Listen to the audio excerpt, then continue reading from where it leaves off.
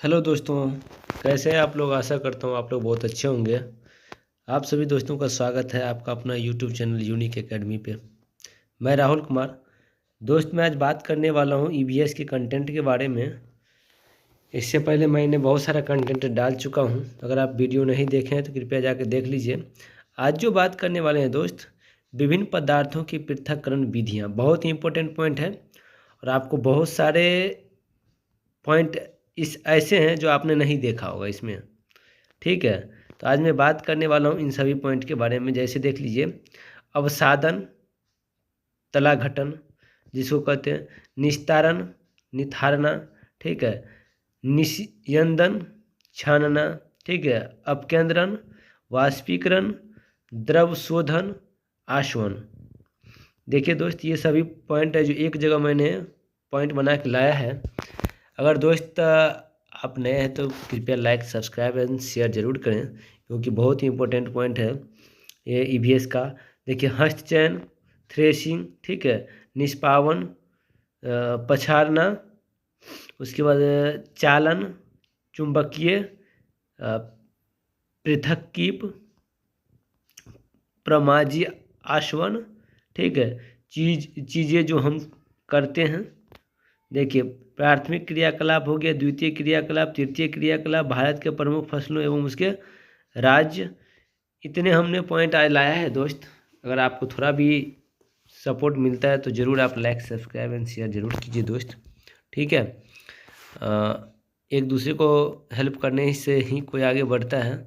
ऐसे मैंने बहुत सारा वीडियो ईवीएस के साथ साथ हिंदी पेडागोजी का, मैथ पेडागोजी का, बाल विकास का बहुत सारा वीडियो मैंने चैनल पे डाल दिया है। एक एक वन लाइनर करके आपको समझने में, पढ़ने में बहुत ही आसानी होगा। आप जाके उस पर देख सकते हैं दोस्त। ठीक है, चलिए अब मैं थोड़ा सा इसके डिस्कस करता हूँ। देखिए, कहता है विभिन्न पदार्थों की पृथक्करण विधियाँ। कौन कौन से हैं ऐसे पदार्थ जिसको हम किस रूप से पृथक अलग करते हैं। जैसे मैं पहला दिया हुआ अवसादन, इसी को कहते हैं तलाघटन। कहते हैं इस विधि में ठोस एवं द्रव के मिश्रण को कुछ समय के लिए छोड़ दिया जाता है। ठीक है, मिश्रण के स्थिर रहने पर ठोस घटक नीचे बैठ जाते हैं और द्रव घटक ऊपर आ जाता है।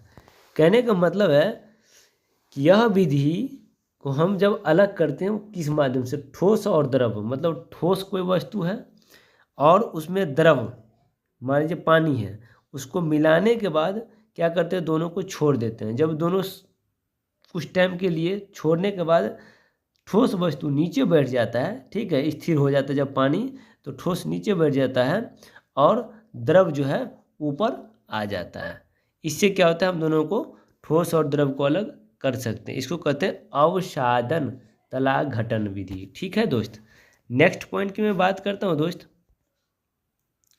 तो नेक्स्ट पॉइंट हमारा है, देखिए, निस्तारण, निथारना जिसको कहते हैं। ठीक है, इस प्रक्रिया में अवसादित मिश्रण के द्रव को बिना हिलाए दूसरे बर्तन में डाल दिया जाता है। कहने का मतलब है कि जब किसी दो चीज़ को मिलाते हैं तो उसको बिना हिलाए हुए क्या करते हैं, एक दूसरे बर्तन में डालने के बाद दोनों अलग हो जाता है। ठीक है, इसको कहते हैं निस्तारण।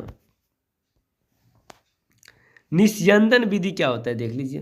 कहते हैं इस विधि में निस्तारित मिश्रण को छलनी से छान कर अलग कर लिया जाता है। ठीक है, जैसे कहता है चाय में से चाय पत्ती को, जूस में से रेशे को, क्या पनीर बनाने के लिए फटे हुए दूध में से ठोस कणों को छाना जाता है।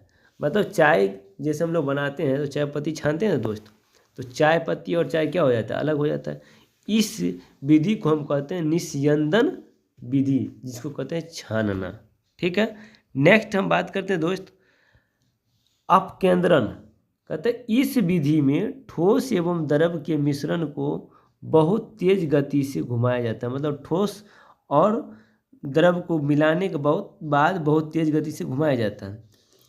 ठीक, इसी विधि से दूध में से क्रीम और दही में से मक्खन को अलग किया जाता है। देखते होइएगा आप लोग कि दूध से अगर मक्खन, दही से अगर मक्खन निकालना है, दूध से क्रीम अगर निकालना है तो बहुत तेज़ी गति से उसमें क्या करते हैं, हिलाते हैं, तो उसमें क्या होता है, दोनों अलग हो जाते हैं। जैसे वॉशिंग मशीन द्वारा कपड़ों को इसी विधि से धोया जाता है। ठीक है, तो इस तरह के जो हैं इसके उदाहरण हैं। इस विधि से हम अलग एक दूसरे को करते हैं। इस विधि को हम कहते हैं अपकेंद्रण विधि। ठीक है दोस्त। दूसरा आता है, नेक्स्ट पॉइंट आता है वाष्पीकरण। कहता है इस विधि में ठोस एवं द्रव के मिश्रण को गर्म किया जाता है। ठोस एवं द्रव के मिश्रण के यहाँ गर्म किया जाता है, जिससे द्रव भाप बनकर उड़ जाता है और ठोस शेष रह जाता है। समुद्र के पानी से नमक इसी विधि द्वारा निकाला जाता है। समझे, समुद्र से जो देखिए, समुद्र के पानी से नमक क्या करते हैं, इसी विधि से निकालते हैं। जैसे अगर आपको पता लगाना है तो किसी बर्तन में पानी डालिए, नमक डालिए और दोनों को अलग करना है, तो थोड़ा देर के लिए गर्म कर दीजिए, तो पानी जो है ना ऊपर वाष्प बन के उड़ जाएगा और नमक नीचे रह जाएगा। इससे क्या होगा, दोनों अलग हो जाएगा। ठीक है, इसको कहते हैं वाष्पीकरण विधि। अगला आता है द्रव शोधन, जिसको कहते हैं आशवन। इस विधि के द्वारा ठोस एवं द्रव के मिश्रण को गर्म किया जाता है। ठीक है, इस विधि में एक ऐसे उपकरण का प्रयोग किया जाता है जिससे द्रव भाप बनकर ऊपर उठता है और ठंडा होकर दूसरे बर्तन में इकट्ठा हो जाता है। समझे, जैसे हम किसी द्रव को ठोस के द्वारा मिला के हम उसको जो गर्म करते हैं, तो द्रव जो है वह भाप बन के ऊपर उठता है और उसको क्या किया जाता है, बर्तन से अगर ढक दिया जाता है, देखिए बूंदा बूंदी चिपक जाता है पानी के तौर पे। ठीक है, तो इस तरह से हम दूसरे बर्तन में उसको क्या करें, ट्रांसफ़र कर सकते हैं। ठीक है, तो ठोस उसी पात्र में जम कर रह जाता है। ठीक है, ठोस उसी पात्र में रह जाता है और द्रव क्या होता है, उसमें पात्र से निकल जाता है। जैसे कहता है समुद्र जल से नमक व शुद्ध जल प्राप्त करने की यह सबसे उत्तम विधि। इसी विधि के माध्यम से हम शुद्ध जल प्राप्त करते हैं और अच्छा भी है।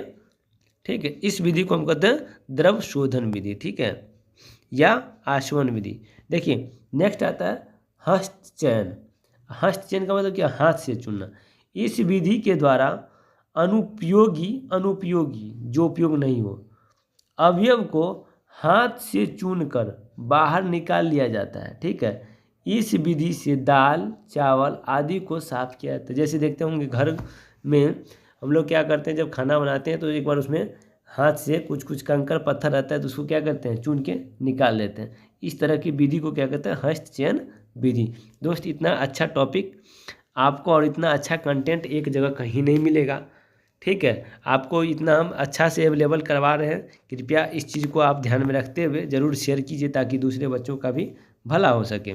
ठीक है, नेक्स्ट आता है थ्रेसिंग या गहना। कहता है इस विधि के द्वारा अनाज के कणों को उनकी डंडियों से अलग किया जाता है। ठीक है, इस विधि से अनाज के दोनों को अलग करने के लिए हाथ से पीटकर या थ्रेशर का उपयोग किया जाता है। देखिए ऐसा होता है कि इसको हम जैसे गेहूँ मान लीजिए, गेहूँ है, गेहूँ के टाइम में क्या करते हैं, थ्रेसिंग में डालते हैं गेहूँ को, तो उसका जो है ना मोटा मोटा जो डंडी है वो अलग हो जाता है और उसका अनाज अलग हो जाता है। ठीक है, और नहीं तो कुछ अगर पार्ट उसका रह भी जाता है तो हम लोग क्या करते हैं, घर पे आके उसको पीट के क्या करते हैं, अलग करते हैं। जब ये एक दूसरे को अलग करते हैं, इस विधि को हम कहते हैं थ्रेसिंग या गहना विधि। ठीक है दोस्त, तो याद रखिएगा, हर एक का एग्जाम्पल आपको साथ में मिलते जा रहा है। आप इस चीज़ को याद कर ध्यान में रखते हुए ज़रूर इस क्वेश्चन को बना के आइएगा। अगर सीटेट में पूछता है तो पूछेगा ही, इससे रिलेटेड पूछता है।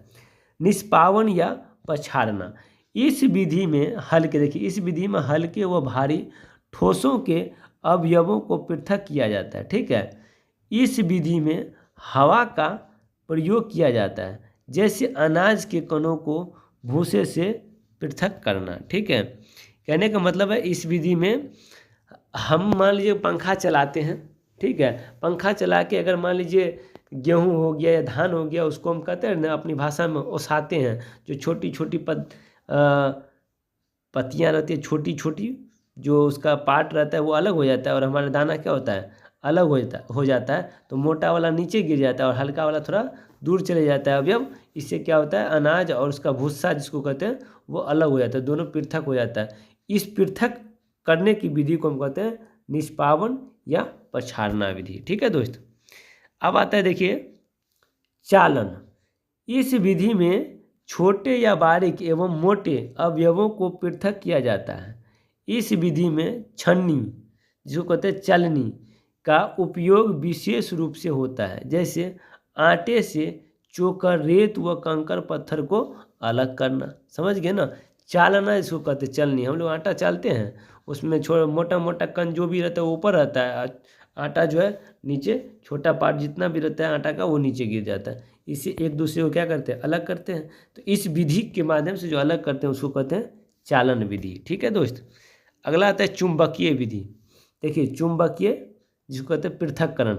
इस विधि में चुंबक का इस्तेमाल किया जाता है। इस विधि में मिश्रण के एक घटक जो धातु होते हैं चुंबक की ओर आकर्षित हो जाते हैं और लोहा, निकिल, कोबाल्ट को इसी विधि द्वारा अलग किया जाता है। मान लीजिए छोटा छोटा लोहे का कण हो गया, निकिल हो गया, कोबाल्ट हो गया, इसको हम क्या करते हैं, चुंबक लगा के क्या करते हैं, एक दूसरे पार्ट से अलग कर लेते हैं। मान लीजिए मिश्रित है, छोटे छोटे फैक्ट्री में देखते हुए बहुत सारे महिलाएं या ऐसे कुछ लोग होते हैं जो उसको चुनते हैं। उसको चुंबक देखिए हाथ में रखा रहता है, चुंबक में धागा बांध के रखता है। ठीक है, चुंबक में धागा बांध देता है और धागा बांधने के बाद क्या करता है, उसको ऐसे ऐसे घुमाते रहता है। तो जितना भी लोहा हो गया या निकिल, कोबाल्ट, इस टाइप का जितना भी धातु है वो क्या होता है, आराम से उसमें चिपक जाता है। तो उसके माध्यम से वो अलग कर लिया जाता है। ठीक है, इस विधि को हम क्या कहते हैं, चुंबकीय पृथक्करण विधि। ठीक है दोस्त। अगला आता है पृथक कीप। कहता है इस विधि के द्वारा दो अघुलनशील द्रवों को अलग किया जाता है। ठीक है, इस विधि में प्रायः तेल और पानी के मिश्रण को अलग किया जाता है। मतलब तेल और पानी कभी मिलता नहीं है, इसीलिए इसको लिखा गया अघुलनशील द्रवों को कभी नहीं मिलता है, मिश्रण होता ही नहीं है, किया जाता है। इस प्रक्रिया में तेल हल्का होने के कारण ऊपर रहता है। देखते हुइएगा, तेल और पानी को मिलेगा तो तेल हमेशा ऊपर छना रहता है। ठीक है, जबकि पानी बर्तन या पात्र के नीचे इकट्ठा हो जाता है। पानी क्या होता है, वजनदार होता है, इसलिए वो नीचे रहता है, और तेल जो है हल्का होने के कारण ये ऊपर रहता है। ठीक है, इस विधि से हम दोनों को क्या कर सकते हैं, अलग कर सकते हैं। अलग करने की इस विधि को हम कहते हैं पृथक की विधि। अब आता है दोस्त प्रमाजी आशवन विधि। कहते हैं इस विधि के द्वारा घुलनशील द्रवों का, अब इसमें घुलनशील आता है मतलब दो द्रव घुले हुए को अलग अलग किया जाता है। इस प्रकार की विधि पदार्थों के क्वथनांक बिंदु पर आधारित होती है, पदार्थों के क्वथनांक बिंदु पर आधारित होते हैं। इस प्रकार के मिश्रण को जब गर्म किया जाता है तब भिन्न भिन्न क्वथनांक बिंदु वाले द्रव अलग अलग हो जाते हैं। इस विधि के द्वारा देखिए तेल से मोम, स्नेहक जिसको ग्रीस कहते हैं, डीजल, मिट्टी का तेल, पेट्रोल आदि को अलग किया जाता है। ठीक है, जैसे कहता है खनिज लवण अलग से अंदर से जो कच्चा तेल निकलता है उसको क्या किया जाता है, अलग अलग टेम्परेचर पर गर्म करके उसमें से कोल ताल हो गया, ग्रीस हो गया, मोम हो गया, डीजल हो गया, पेट्रोल हो गया, सबको अलग अलग टेम्परेचर पे दोस्त अलग किया जाता है। और इसी कारण से अलग जो किया जाता है उस विधि को हम कहते हैं प्रमाजी या आसवन विधि।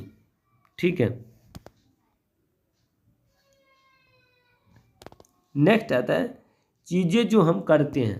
पहला देता है चीज़ें हम जो करते हैं, या आप भी पढ़े होइएगा। तो हम क्या करते हैं, प्राथमिक क्रियाकलाप में कौन आते हैं, देखिए इसमें कृषि करना मतलब खेती करना, खानों से खनिज निकालना, वनों से संग्रहण, लकड़ी काटना, पशुचारण, मत्स्य आदि सम्मिलित है। आपसे पूछेगा इनमें से कौन सा है प्राथमिक क्रियाकलाप, तो ये जितने हम बताए हैं ये सभी प्राथमिक क्रियाकलाप में आते हैं। जो लोग इसको प्राथमिक के रूप में मानते भी हैं और ये प्राथमिक की कैटेगरी में भी आते हैं। ठीक है। दूसरा आता है, आपसे पूछ देगा इनमें कौन सा है, तो आपको याद रखना पड़ेगा दोस्त, द्वितीय क्रियाकलाप। इसमें लोहे के इस्तेमाल, देखिए लोहे के इस्पात मतलब लोहा से रिलेटेड, गेहूं से आटा मैदा, गन्ने से चीनी, कपास से सूती और लकड़ी से फर्नीचर बनाना आदि को इस्तेमाल किया जाता है। इसमें क्या एक दूसरे से कोई ना कोई वस्तु, कोई ना कोई चीज़ बनाया जाता है, ये आता है हमारा द्वितीय क्रियाकलाप में। ठीक है, जैसा कि मैंने एग्जाम्पल बता दिया है। तीसरा क्रियाकलाप देखिए, यह आता है, इसमें सेवा से संबंधित सब आ जाएगा। ठीक है दोस्त, उस देखिए दूसरा में व्यवसाय से संबंधित आ गया कि लोहे से इस्पात बनेगा, गेहूं से आटा मैदा, ठीक है, गन्ना से चीनी बनता है, कपास से सूती बनता है, लकड़ी से फर्नीचर बनता है, तो यहाँ व्यवसाय की बात आ रही है। तीसरा मत है सेवा संबंधी, देखिए कार्यों को सम्मिलित किया जाता है, जैसे देखिए यातायात हो गया, संचार, यहाँ सब सेवा है, व्यापार इसमें भी आता है, स्वास्थ्य, शिक्षा, प्रशासनिक सेवा, ये सभी अधिकतर जितना सेवा है वो तीसरे कैटेगरी के अंतर्गत आते हैं। ठीक है दोस्त, अब हम थोड़ा बात करते हैं भारत के प्रमुख फसलों एवं उसके राज्य। फसल कौन है और राज्य कौन सा, राज्य में कौन सा फसल ज़्यादा उगाए जाते हैं, इसका बात करते हैं। चावल जूट पश्चिम बंगाल, गेहूं चना उत्तर प्रदेश, मक्का महाराष्ट्र, ज्वार महाराष्ट्र, बाजरा मूंग राजस्थान में होता है। ठीक है, चना का कुल मतलब चना और कुल अधिकतर दालें कहाँ होता है, मध्य प्रदेश में, रबर केरल में, चाय असम में, कॉफ़ी कर्नाटक में, ये सभी यहाँ पे होते हैं। आशा करता हूँ दोस्त आप लोग समझ गए होंगे।